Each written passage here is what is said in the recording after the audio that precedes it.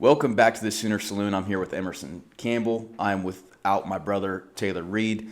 And if you're new to the channel, don't forget to like and subscribe if you are diehard Oklahoma Sooner fans just like us. So, Emerson, with that being said, let's get straight into it. Oklahoma wins the game 33-3. Doesn't quite cover the spread. And there's a lot to go over. I guess let's start with offense if you're good with that. Yeah, sounds good. Get done with the bad first. The worst of the two, I would say. Yeah. So there's some positives, there's some negatives on offense. What was your overall take on how the offense performed? Because it was pretty shaky in that first half. So I just want your input on that. Yeah, I would say, I think the offensive line needs to block. I think they could block a little bit better, but I also think we need to get better at diagnosing the hole to run through and figuring out how to run between the tackles because, I don't know, it seems like Eric Gray still isn't quite figuring that out yet. Yes, he's extremely exceptional in space. He can make people miss. He's got a great 1-2 head bob, all that. But I think Marcus Major looks like the better back, on in the early downs, I would say. Mm-hmm. So I think Dylan Gabriel looked really, really good. I do. He went 21 of 28. He had 7 incompletions. It's not bad. And 3 touchdowns. But he also took 3 sacks. So that's, again, and some of those he did have pretty ample time to get rid of the ball. It was more a coverage sack than on the offensive line. And I'll say this. I'd rather have him take sacks than throw interceptions. Yeah. Yeah. That is a very good point. We have had 0 turnovers on offense. Well, yeah. We had 1 fumble, but they recovered it, so. Yep. That's really good. Yeah, Dylan Gabriel's ball security's been really good, and I agree. Yeah, just take the sack, live to fight another day, especially in Jeff Lebby's offense, especially when your defense is playing like that. I said, well, I know we're waiting on the defense, but, I think Dylan Gabriel had a really good game. Marvin Mims is the most dangerous player on the team with the ball in his hand. So we need to force feed him, and when the offense got going, Marvin Mims gets the touchdown going into halftime with 20 seconds left. Marvin Mims has 7 catches for 163 yards and 2 touchdowns, man. Last game he had 4 receptions and a touchdown. He's averaging a touchdown every 4 touches, rather. Get this guy the ball. I like that he's the punt returner. He's the most sure-handed player on the team, along with being the most electric and dynamic. So I like what Marvin Mims is doing, and I think he needs to get even more involvement. Going back to Dylan Gabriel, he spread it out to 10 different players. 10 different players caught the ball. So that's a really good and another potent way to attack the defense. Drake Stoops, he just has, it seems like he's good for a Drake Stoops kind of crazy play, at least once every 2 games. And it's been that way for the last, probably 3 years, So, really happy to see him contributing as well. And Parker Daniel got 2 catches back-to-back, which is kind of interesting. J.J. Hester caught the one for 13 yards to kind of, that got the offense going a little bit as well. So, I think Dylan Gabriel's chemistry is coming along with the wide receivers pretty well. So that's promising. Yeah. What did you tell me? There was about 7 to 8 receivers that got opportunities to catch the football from Dylan Gabriel? Yeah, well, let me count here. Marvin, so we got Mims, Weiss, Stoops, Drake, Parker, Hester, Major, Walker, Tyree Walker, Gray, Braden Willis, and Gavin Freeman. That's 11 players caught a pass. Yeah, that's recorded solid. a stat. I like that. So, and he was just shy of 300 yards. He was 296, 3 touchdowns. Hey, It's not a bad where I day. wanted to see. 300, and I'll take that. I'll take that as 300. You're right there. Plus, you don't get those snaps in garbage time. Whatever. Yeah. Here's my take. In the preview video, I said Kent State was a bowl eligible team past 2 seasons. They were the MAC champ last season and the favorite to win it this season as well. Have a fast-paced offense that's pretty explosive. But guess what? To me, you're Oklahoma. You got to step up in these games and be a lot more consistent. You're down 3-0 in the late second quarter, and guess what? Marvin Mims bails you out in that last drive. With 20 seconds left in that first half. If we play like this against teams like Kansas State, who just blew Missouri out of the water, 40-13. If you play like this against Texas, who just competed against Alabama, who should have won that game, loses by 1, both quarterbacks get hurt, and you miss a field goal right before half. That no-call safety was pretty interesting. It was. And Iowa State finally beats Iowa. You're not going to beat Iowa State if you want to play like that. Yep. And Baylor loses to a BYU team that's ranked in overtime. Double overtime. Yeah. That was a game. And then and BYU's coming to the Big 12, so I mean, exactly. They're basically I'm Power just 5 saying, at this point. The original point is you're not going to beat these teams if you want to show up like this in the first half. You will lose these games. Last week you're up 21-0 in the first quarter with 8 minutes left. You have to be way more consistent. But I'll say this, we're 2-0.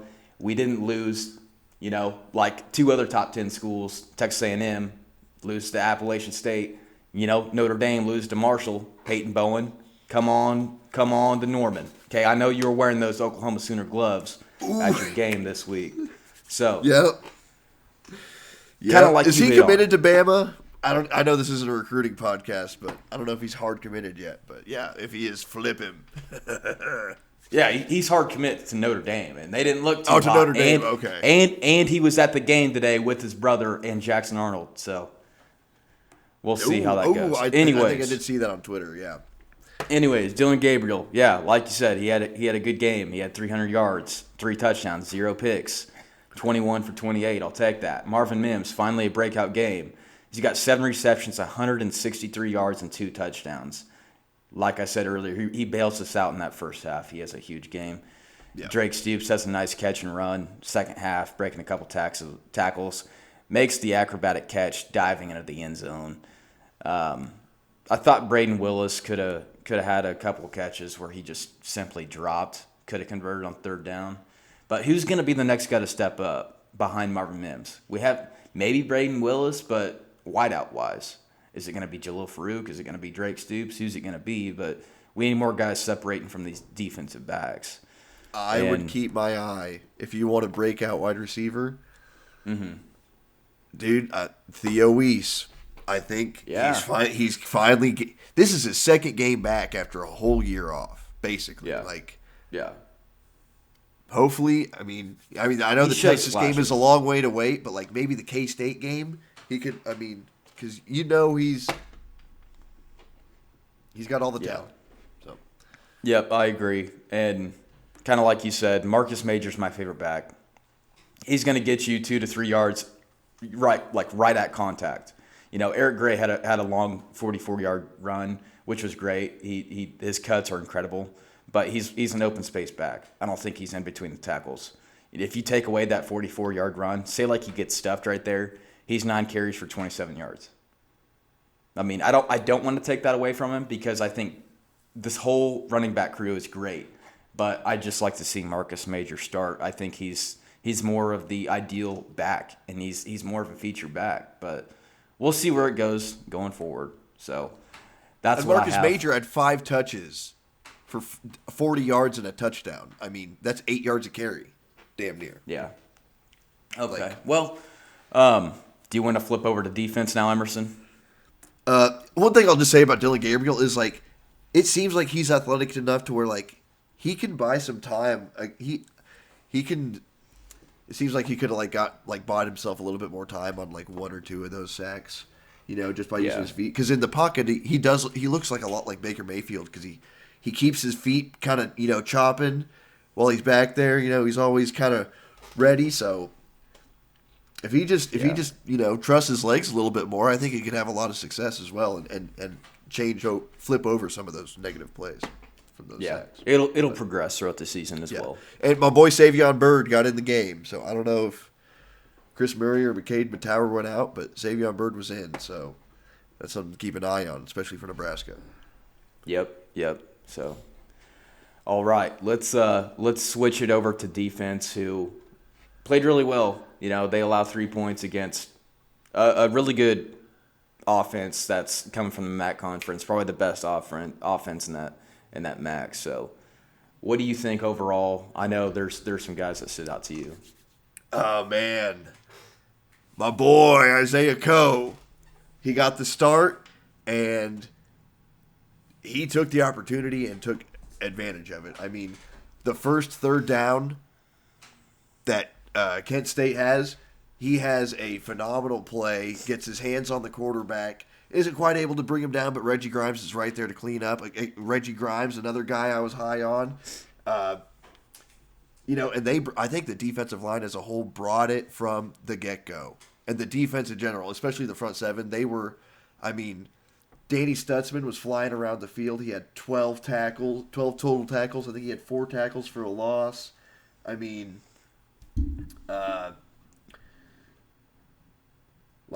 had the most solo tackles as well on the team. He had a huge 4th down stop, 4th and 1.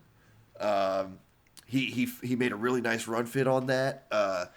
Jalen Redmond, he played really well, and he flashed a couple times, but you and I talked about this before we started recording. On that, I think it was the longest or the second longest play that Kent State had, that quarterback kind of draw, it was when he was offsides. Mm-hmm. I think he just scrambled through the middle. Jalen Redmond took that play off after he got the offside call.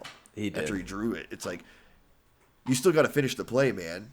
You got to pass rush, because what if they throw a touchdown? Yeah, touchdown they'll counts. see it on film. They'll see it on film. And it doesn't look good on film. If you mess up and go 100%. Mm-hmm. That's what I guarantee you. Brent Venables will be a lot less pissed, and he'll probably be chewing your ass a lot less if you finish and go 100%, even though you mess up. Yeah, and that's what team defense is all about, and that's how you fill a stat sheet, is by playing team defense and by having, oh my gosh, I don't even know how many guys had assists on tackles. It looks like 20 something had an assist or a half a tackle for a loss. That's how you fill the stat sheet as a team defense, right. And everyone getting half sack here, tackle for loss here, 1.5 assisted tackles. That's how you fill a stat sheet. So, but I think the front seven played really well. Justin Harrington seals it with a pick, so that was cool. I think that he is demanding more playing time at this point, with the limited amount of opportunity that he gets, and then when he shows up, when he gets those opportunities. I personally would like to see him out there a lot more than what we did. Yeah, and we'll see with Nebraska. There's going to be a lot that we can figure out from that game, especially if it's close. Kind of like how this one was. So, yeah, there was a lot of guys getting tackles for loss, but the guy that stuck out to me the most was Danny Stutzman. I felt like he was just running around with fire on his head. He had 12 tackles, 4 tackles for loss, and he had a sack as well. And the front seven did play well. You hold Kent State to 3 points, and that's really all you ask. So offense just could have been better in this game, but defense did their job for the most part. Defensive line, Isaiah Coe looked great. Jeffrey Johnson looked pretty good. And, dude, Ethan Downs looks massive. Yeah. He looks massive compared to last season. Yep. But, Reggie Grimes. Ethan Downs looks like he's gotten bigger. Reggie Grimes, you can tell he's gotten bigger. Kelvin Gilliam, who had a couple nice plays as well, he's gained some really good weight. The defensive line's looking really good, depth-wise. Very exciting. I'm very content with the front seven. They continue to play well. There was just a couple plays where we were missing that quarterback running loose. Yeah. But other than that, defense on secondary wise didn't give up a lot of deep balls. Deshaun White did give up a 3rd and 13, but that's why I'd like to see maybe a little bit more Justin Harrington. He's a little bit quicker, a little bit more, has better change of direction. So Yeah. just future wise, I'd like to see a little bit more Justin Harrington, but that's just me personally. But other than And that, if you look at that play with Deshaun White, I don't know if they motioned if he was playing that cheetah on the running back and he was man on the running back and they motioned him out or what, but he was out on the boundary and it was a 3rd down. It was like 3rd and long, obvious passing. Like, I don't know if they weren't able to get a sub in if they went hurry up or not. I'm not entirely sure, but situations like that, yeah, I think Justin Harrington could be a big impact in that situation. So Right. So, with that being said, I'm ready to wrap this thing up unless you got a little bit more input you want to share. I would just say recommend to people go listen to Brent Venables post game. He lays out, there's a lot of firsts in this game for a couple years. Marvin Mims had the longest punt return that they've had since like 2019, I think he said. So that's, showing an emphasis to special teams, which is something that a lot of the fan base has talked about for a while. So, I think it's everything's going in the right direction. Just hopefully that offense can figure things out a little bit sooner against Nebraska and from now on out. So, yeah, it's going to be a huge test in Lincoln. It's going to be loud, and no matter, Nebraska drops the game this week. They're now, I believe, 1-2. 1-2. What are they? Yeah, Georgia Northwestern? Dude, yeah. It doesn't even matter at this point. But they're gonna want to beat Oklahoma, and the crowd's gonna be in the game. So don't take Nebraska as a slouch. It's gonna be our best test of the year so far. So you have to come in locked in and prepared. Yeah. So, and I mean, if you go out there and take control and you go up 21-0 in the first, and you just keep laying it on them, like, I feel like that team's going to give up, because at that point, does anyone really want Scott Frost there in Nebraska at that point? So, yeah, exactly. If you attack early, I don't know. But yeah, so like I said, guys, don't forget to like and subscribe. Check out our OU versus Nebraska preview. We'll be dropping this week. So, that being said, we'll see you guys next video. Boomer. Sooner.